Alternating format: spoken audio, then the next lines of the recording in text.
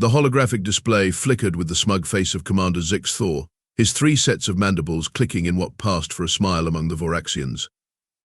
Kira Chen watched from the hidden observation deck of Station Omega, taking a long, deliberate sip from her coffee mug, while mentally counting all the ways she'd like to wipe that expression off his chitinous face.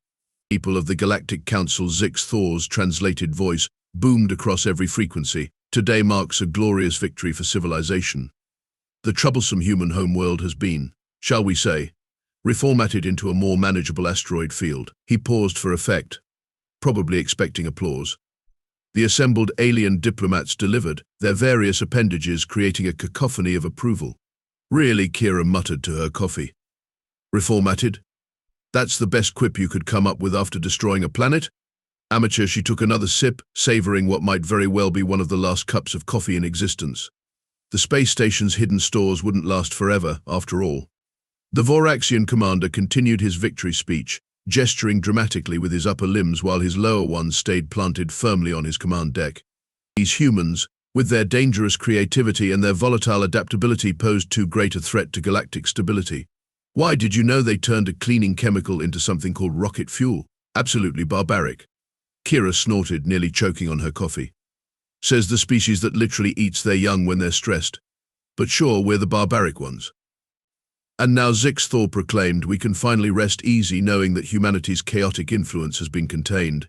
Their primitive colonies will surely wither without their homeworld's support. The hidden observation deck's AI pinged softly. Diplomat Chen, your blood pressure is elevating. Shall I prepare another cup of coffee? Oh yes, Arya, please do. I'm going to need all the caffeine I can get for this shit show. Kira stood, stretching as she walked to the food synthesizer. And pull up the latest reports from the colonies, would you? Holographic screens materialized around her, showing encrypted communications from Mars, Europa, and the various mining outposts scattered throughout the solar system. Each one confirmed what she already knew: humanity was very much not contained. You know what the biggest mistake these oversized cockroaches made? Arya, Kira asked, accepting a fresh cup of coffee from the synthesizer. Besides the obvious trying to genocide us thing. What would that be? Diplomat Chen. They gave their victory speech before making sure they actually won. She grinned as new messages popped up on her screen. Status reports from military bases hidden in the asteroid belt, research facilities buried under Europa's ice, and manufacturing centers carved into Mars mountains. Rookie mistake. On the main display, Zix Thor was wrapping up his speech. Let this be a lesson to any species that would dare threaten galactic stability. The price of chaos is extinction. Kira raised her coffee mug in a mock toast to the hologram. Oh honey, you have no idea what chaos really looks like. But don't worry, humanity's about to give you one hell of a free demonstration. She turned to the nearest camera. Arya, send the signal to all human outposts. Authorization code Lazarus Protocol. Sending now, Diplomat Chen. Shall I begin calculating the probability of our success? Don't bother, Kira replied, finishing her coffee with a satisfied smile. The Voraxians just did the one thing guaranteed to unite every human in the solar system. They pissed us all off at the same time. And they didn't even have the courtesy to wait until I'd finished my morning coffee. The station hummed to life around her as hidden systems activated, and Kira watched the celebration on the main screen with the kind of calm that only comes from knowing you're about to ruin someone's entire day. Now then, let's show these bugs what happens when you mess with humanity's home planet. Arya, cue up Operation Cockroach Motel. And make me another coffee, this is going to be fun. The message from Station Omega hit every human outpost simultaneously. Earth is gone. Time for Plan B. Or was it Plan F? Honestly, we've planned for so many apocalypses, I've lost count. Diplomat Chen. On Mars base Olympus, Commander Adrian Santos stared at the message while methodically crushing a stress ball into molecular submission. Atlas, give me a head count of our surviving population across all colonies. The AI's holographic interface materialized, taking the form of a floating Rubik's Cube that constantly solved and scrambled itself. Current census indicates 2.3 million humans distributed across solar system installations. Also, Commander Santos, that's your 5th stress ball this week.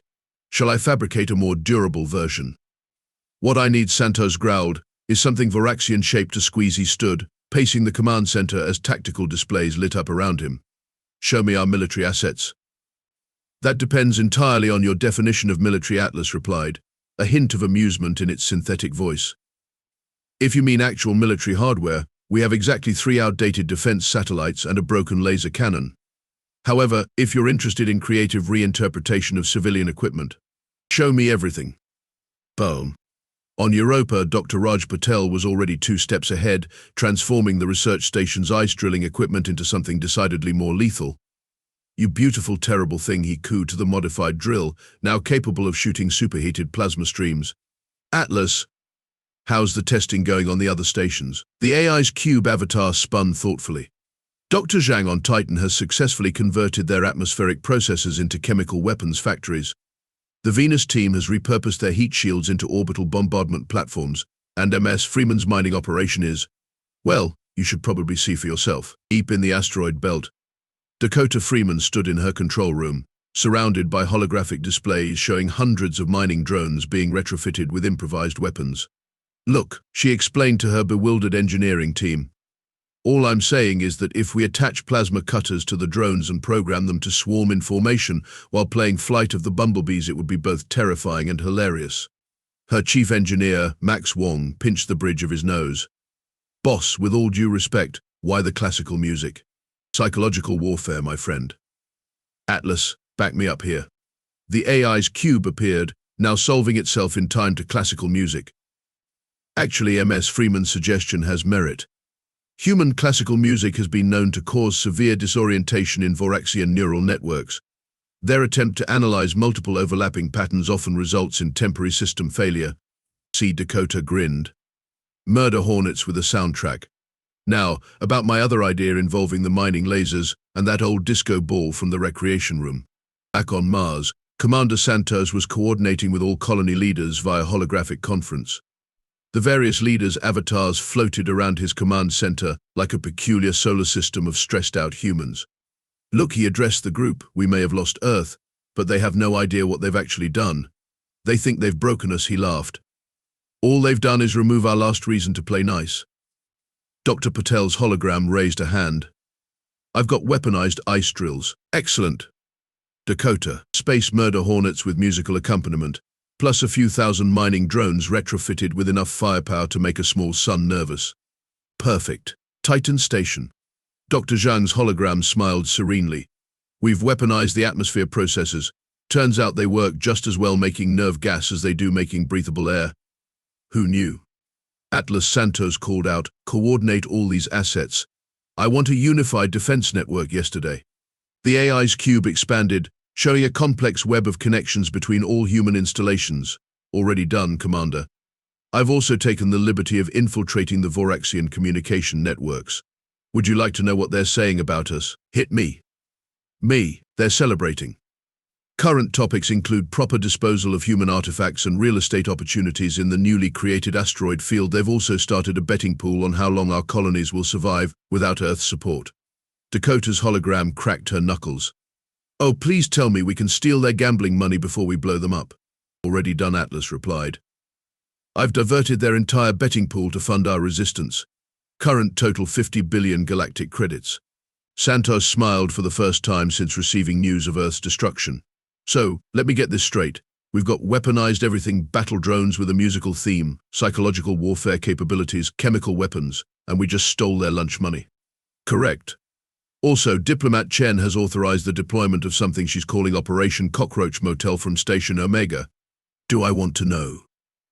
Probably not, but I suspect we'll all enjoy watching it unfold. Oh, and Commander? The Voraxians just posted their victory speech to the galactic social networks. The comments section should be interesting, Dr. Patel mused. It is.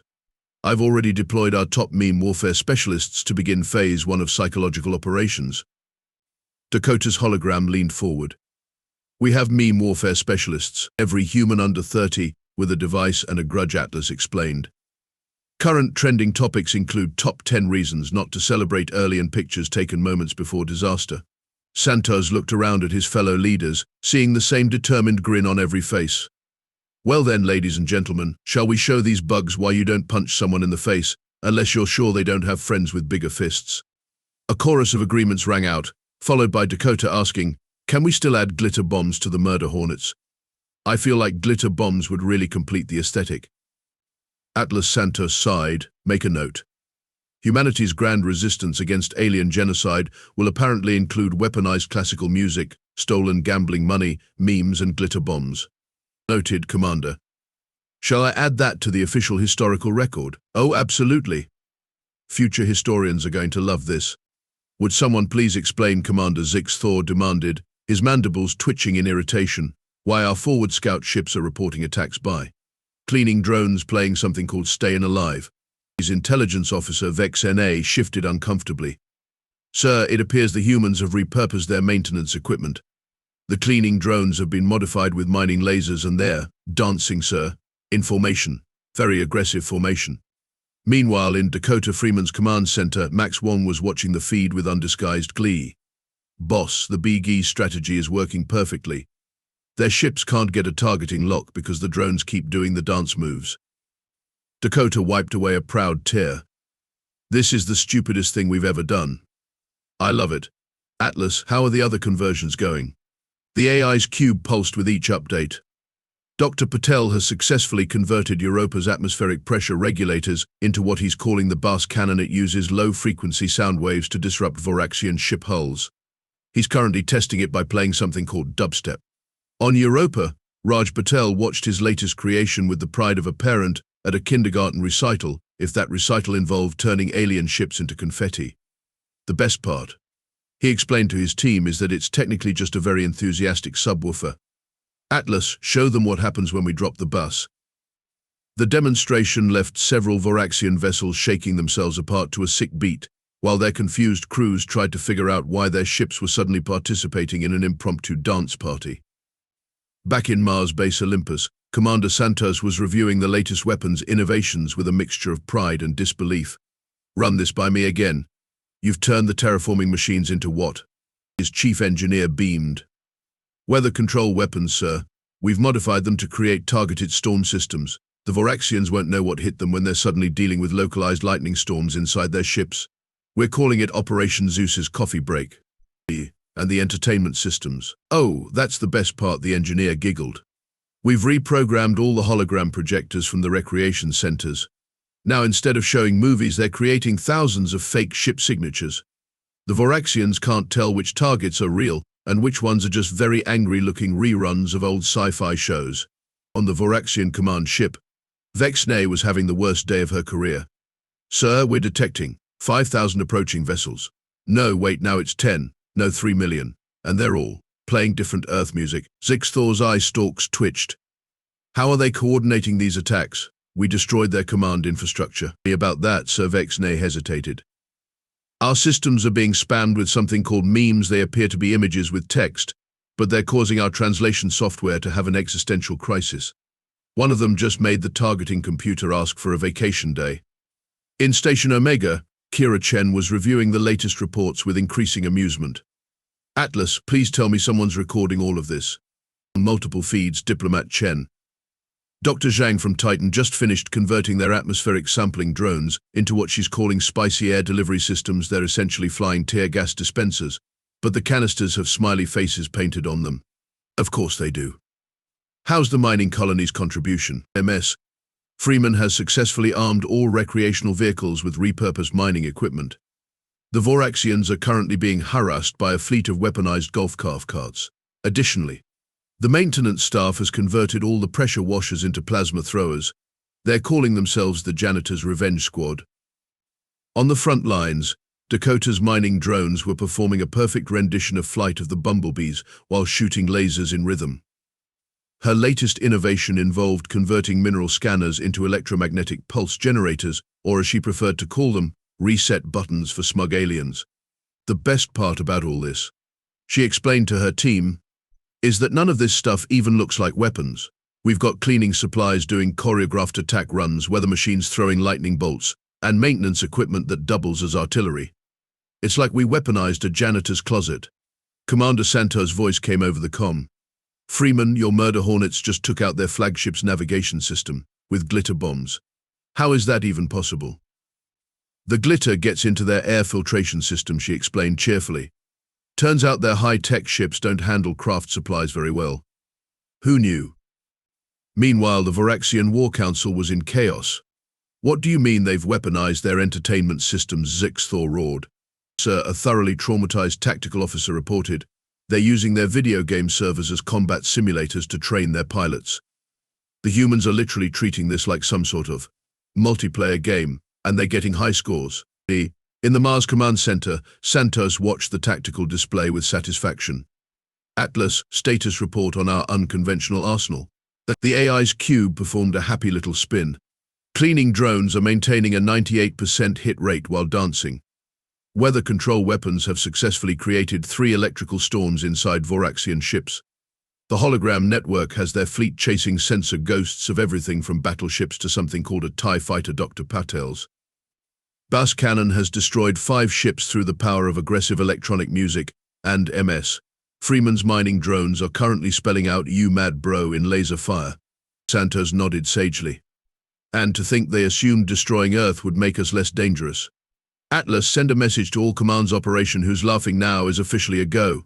And someone please tell Dakota that yes, she can add more glitter bombs. Might as well make this fabulous. Beep beep. Within Mars Base Olympus's decidedly unofficial meme war room, formerly the cafeteria, Commander Santos stood before a gathering of humanity's finest minds, or at least its most creatively vindictive ones. Ladies, gentlemen, and everyone who's already changed their social media status to "it's complicated with revenge," he began. It's time for Operation Boomerang. Because like the ancient Australian weapon, what goes around is about to come around and hit our friends in their smug, chitinous faces. Dr. Raj Patel raised his hand. Permission to share the latest morale-boosting content. Granted. The scientist projected a series of memes onto the main screen. The first showed a Voraxian ship with the caption "Thinks destroying Earth was a good idea, lives in the same solar system as all the people they just made homeless." The room erupted in dark laughter. "They still don't get it," Dakota Freeman chimed in through holographic link. "Their intelligence reports are going crazy trying to figure out why we're not all crying in corners." Atlas, show them what their latest psychological analysis says. The AI displayed an intercepted Voraxian report, human behavior patterns incomprehensible. Subject species responding to planetary destruction with increased productivity and concerning levels of soundtrack coordination. Recommendation: evaluate possibility that humans are actually multiple species masquerading as one, as no single species should be this adaptively unhinged. "They're not wrong about that last part," Max Wong muttered, while programming another swarm of cleaning drones to perform Thriller. Commander Santos cleared his throat. "Now, for Operation Boomerang. Phase 1 is already in effect, letting them think they've broken us.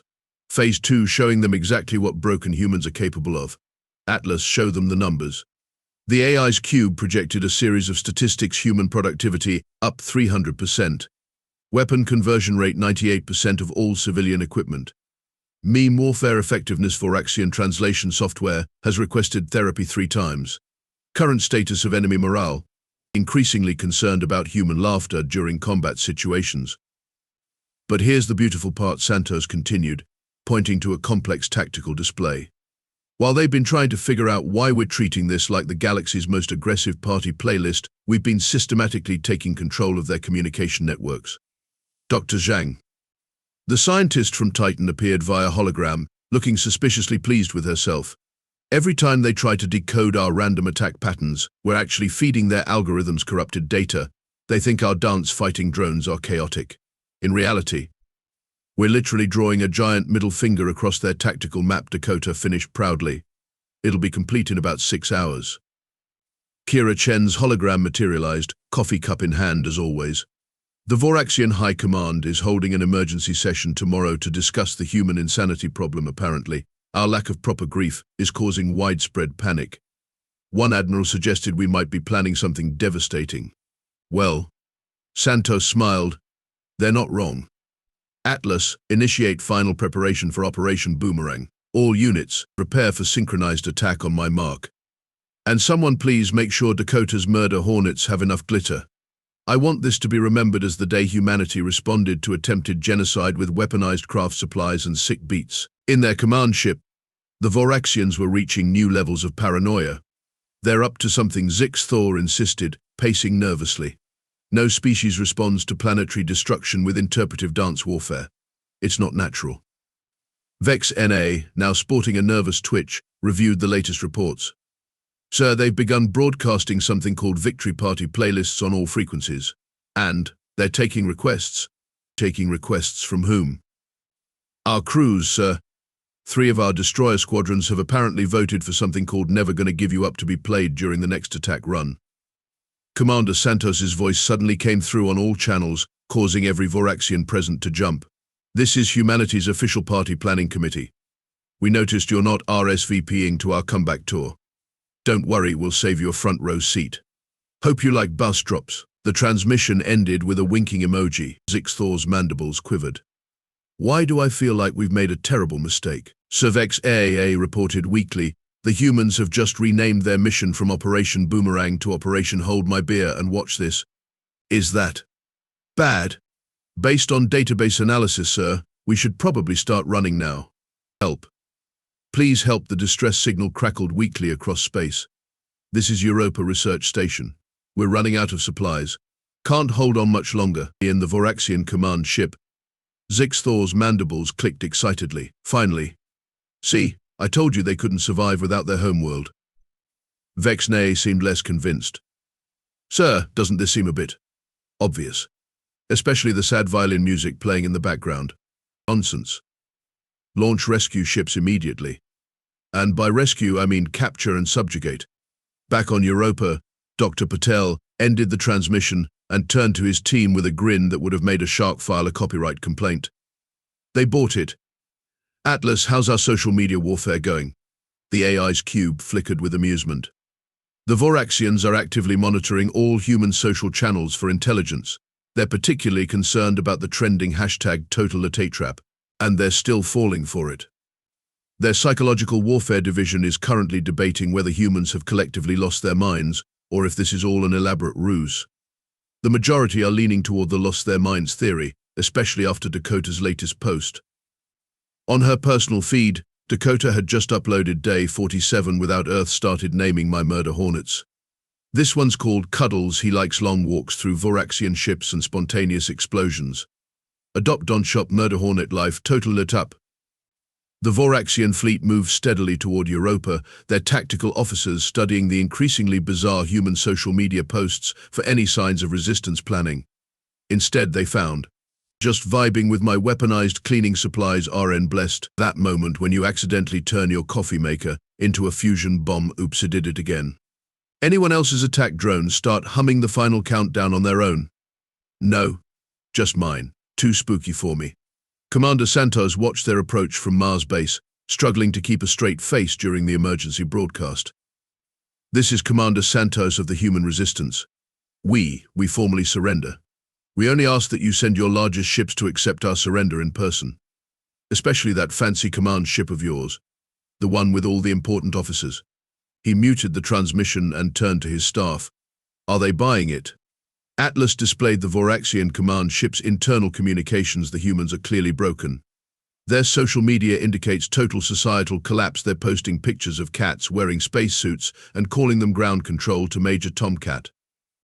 On Station Omega, Kira Chen was putting the finishing touches on humanity's masterpiece of deception.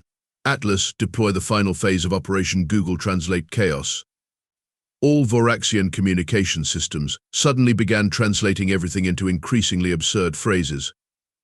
Their battle orders turned into cookie recipes, their tactical assessments became poetry about space hamsters, and their emergency protocols were replaced with lyrics from Never Gonna Give You Up. The approach vector clear Vex NA reported to Zixthor, reading from her scrambled display. Though according to this, we should also preheat the oven to 350 degrees and add chocolate chips to taste. Ignore the translation errors. All ships move in to accept their surrender.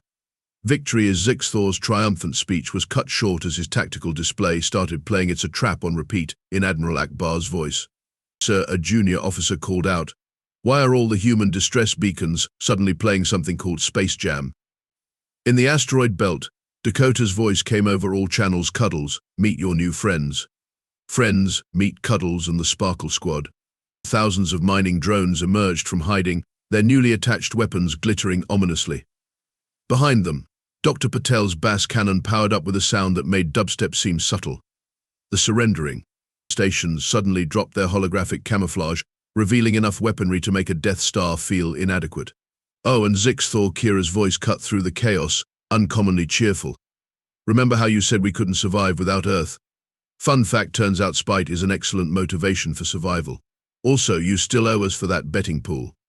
The last thing the Voraxian commander saw before all hell broke loose was a message floating across his screen: error 404, your victory not found.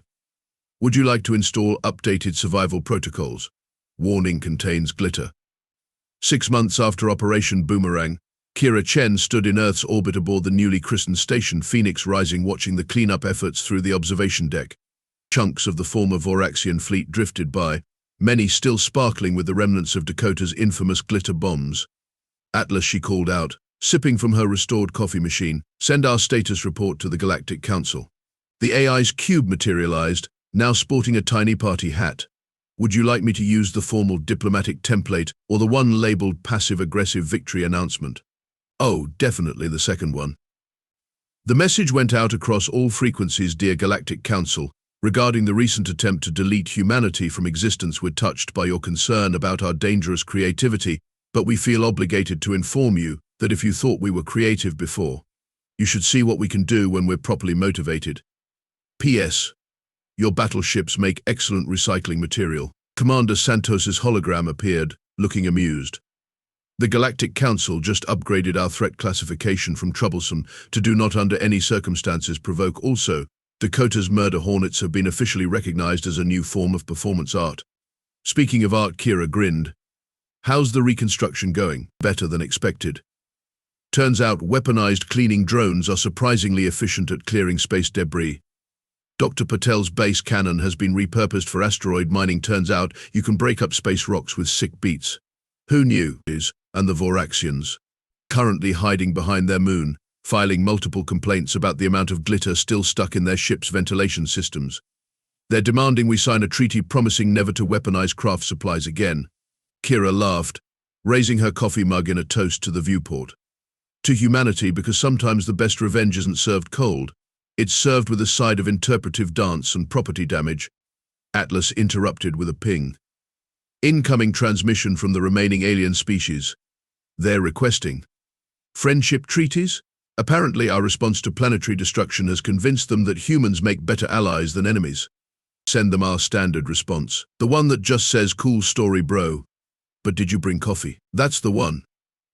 As Kira watched the sun rise over the debris field that would eventually become Earth 2.0 now, with better defense systems and a much more aggressive no-soliciting sign, she couldn't help but smile. They'd lost their planet, but in doing so they'd discovered something far more valuable: the knowledge that humanity's greatest strength wasn't their technology or their weapons, but their absolutely bonkers ability to turn literally anything into a combination of weapon, entertainment, and deeply concerning psychological warfare. Atlas, make a note in the historical record, she said, finishing her coffee.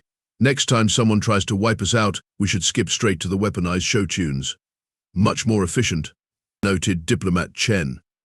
Shall I also note that we've officially renamed our defense strategy to mess around and find out the musical? Oh, absolutely. Future historians need to know exactly how humanity got its groove back.